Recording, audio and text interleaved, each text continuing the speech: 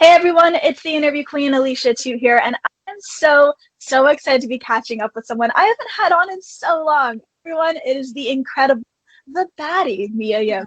Hello, Hello, thank you for having me. I missed you. of course. I missed you too. I haven't seen you in so long. Not even because of the pandemic, like so much has been happening for you. So hmm I feel like the appropriate question, as simple as it is just how are you doing? I am doing as well as I can, especially during everything that's going on right now, but just keeping busy, picking up new hobbies with my downtime now. So everything is going as well as it can be right now. How's Prince Stannis doing? I know he was in the back a little couple seconds I ago. know, Oh, I he's know right. you can see this Hi. boy. It's like 12:04 and it's still too early for him. So he's just like he woke up a little bit earlier just because we had some people come in the house for to clean the house or whatever, but he's just kind of like, all right, I'm ready for bed. But he's doing really well. My dog is turning 15 next month, and all he does is sleep through it. Like he's super energetic. Like the doorbell goes, or people come in, he's Mhm. nuts. But he just sleeps the day away now, and it's like it's the cutest Oh. thing ever. You just What let him kind of dog do you have? a Jack Russell Terrier. Oh, so he is an active one. Oh yeah, he's gonna be 20 and just like nonstop.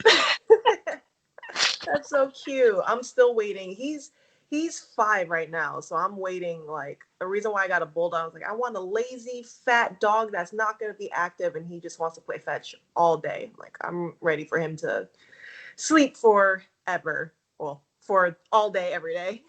Right, and it seems like that's what you got, so it all worked out. Pretty much. Stannis delivers. Yes, he does. Yes, he does. Oh, something about the pandemic is it's definitely really shifted the way that we do things from day to day, as we're now home a lot more than we used to be. And something you've actually been doing to pass the time, which you've always done, but I find you've been doing more of it, is gaming a lot. So, what are some of your favorite games that you've been getting down in lately? So I'm a big fan of like action adventure. So Uncharted, Tomb Raider, even I just finished well, I'm in the middle of Grand Theft Auto 5. Okay. So a lot of these games are very open world. Well, most of them are open world, but I like a action adventure type game. I used to be a gamer when I was younger, but when I got into wrestling took over everything. So I haven't even started like my PlayStation or my Xbox probably since I just picked it up like last year when Red Dead 2 came Ah, out. okay. So there was like a long hiatus of me just not playing video games for a while. So it kind of worked out great where I just started picking up gaming again last year, and then the pandemic happened. It's like, you know what? Keith gave me the idea like, why don't you just go on Twitch and just play with other people? And so the pandemic helped me, get into Twitch and then started creating YouTube videos and just doing other things to pass the time, but learning new skills. But I am so mad that I missed years of gaming. At There's least so now many you good can ones make up out. for it. Yeah, exactly. And I live with Jessamine Duke, who's the biggest gamer in the house. So she's like, once she knew what kind of games I like, she's like, "Hey, try this. Here's Spider-Man. Try this. Try this." Like so, like all the games that I never really thought much to play, she recommended. It was like, "I love this game." So she's kind of like my gamer dealer. See, Vancouver gets super competitive when it comes to gaming as well. Oh, Oh okay. yeah, So I live with Jessamine, Dakota, Kai, and Shayna, and when we all play together, like whether it's Fall Guys or Grounded, like it's hectic. It's intense. It is. Something else I noticed you've been doing too, which is really fun to watch, is your YouTube channel, which showcases everything from gaming, sorry, to also reading really mean messages from people. Mhm. So you even shared weird DMs, which can be the creepiest thing ever. We know that all too well. So do you notice that that's now kind of become like a daily thing? I know when you first kind of start getting a little bit in the spotlight, it's like, oh, who's this guy? Ah, again. But now it's just like constant and it sucks. Yeah, I think so. I'm actually working on a new video now, but it's like something similar to those videos, but it's like just people shooting their shots. So I'm working on that video now, but I didn't Okay. even realize that weird, creepy DMs or like mean tweets was popular on YouTube. It was just one of those things, like, if these people are gonna send me this type of stuff, like, why not just laugh about it? I like to laughter is my best cure to everything. So I just like to, whatever mean tweet or creepy DMs, I just like to laugh. And even I would show Keith just so we both, like, I love to see his reactions because it's hilarious. So I feel like now, though, ever since, this is gonna sound crazy, but ever since I started posting that on social or on YouTube, I don't get as much anymore, which is great because at They the end know of they're gonna get caught. yeah. So I think, like, I just assumed that, okay, if I make this video, like, I'm just gonna probably get more mean tweets or more creepy DMs because they're gonna want to be in the video. But I haven't gotten much lately, which is great. But I just like to laugh, and I want everyone to laugh with me. Something that I definitely have to go into is the fact that so much has changed since I last had you on my show, as you have officially signed with WWE. I love seeing you on my TV.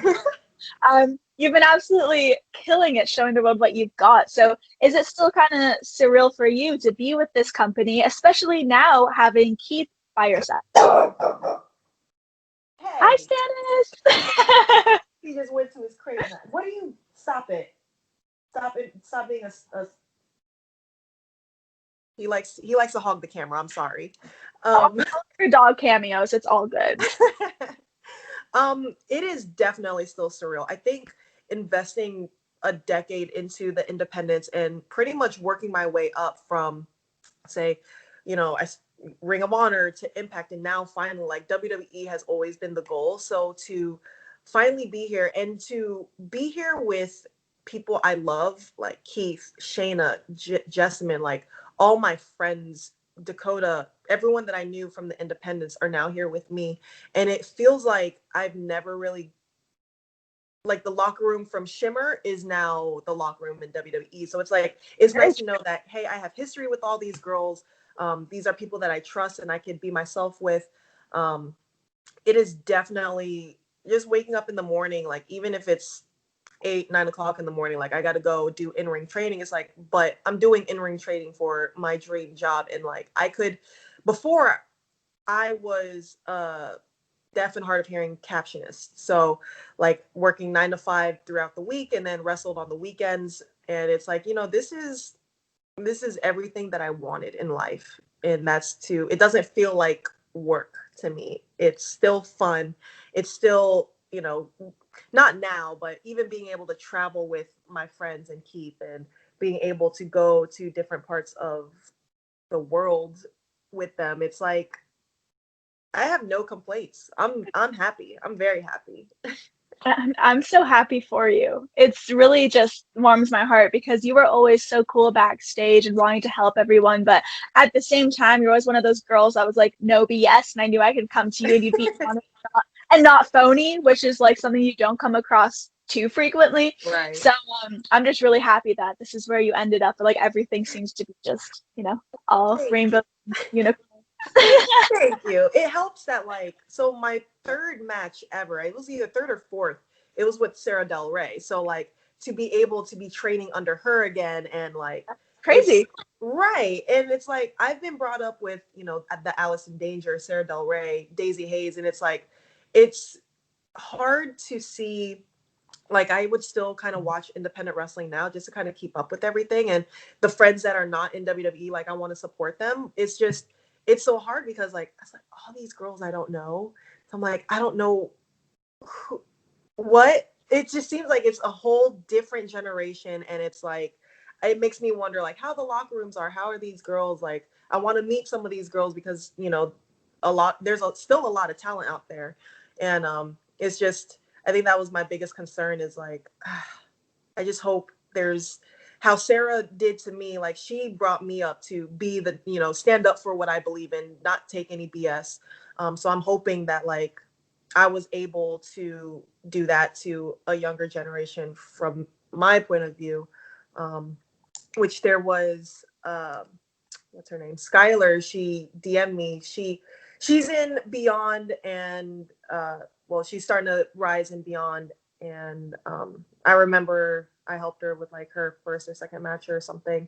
she's so sweet and she's so talented, and I'm so happy that she's finally starting to get mainstream.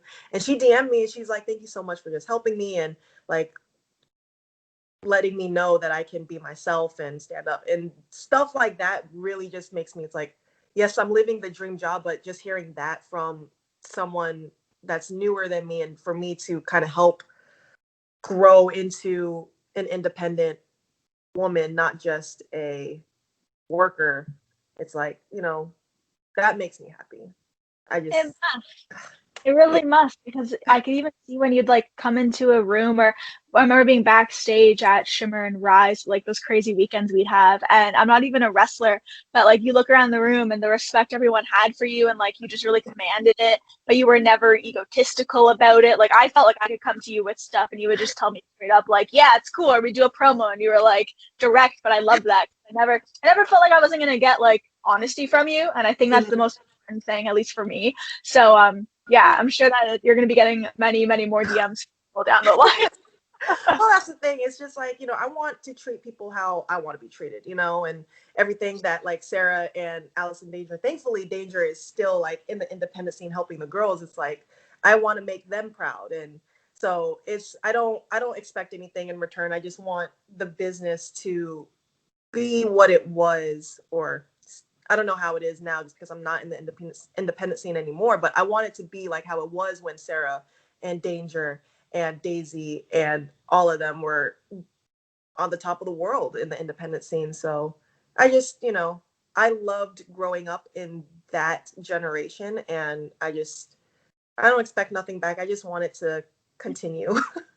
Well, you're of course known as an absolute baddie. So I was curious, when did you realize you're kind of such a relentless but passionate woman, kind of always standing up for yourself?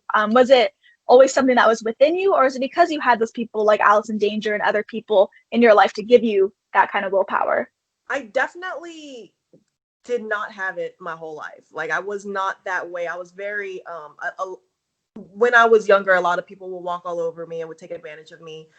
So it wasn't until like even my first couple years in wrestling, I was very naive and vulnerable. And it wasn't until, Sarah and Danger and all of them was just like, you need to stand up for yourself or you're not going to make it, or you're just going to get eaten alive out here. So it took a lot of encouragement from the older generation to kind of stand up for myself, along with a lot of crazy life experiences that taught me that either, this can either literally kill me or I can learn from it and grow from it. So it was a mixture of both that helped me become the person that I am now.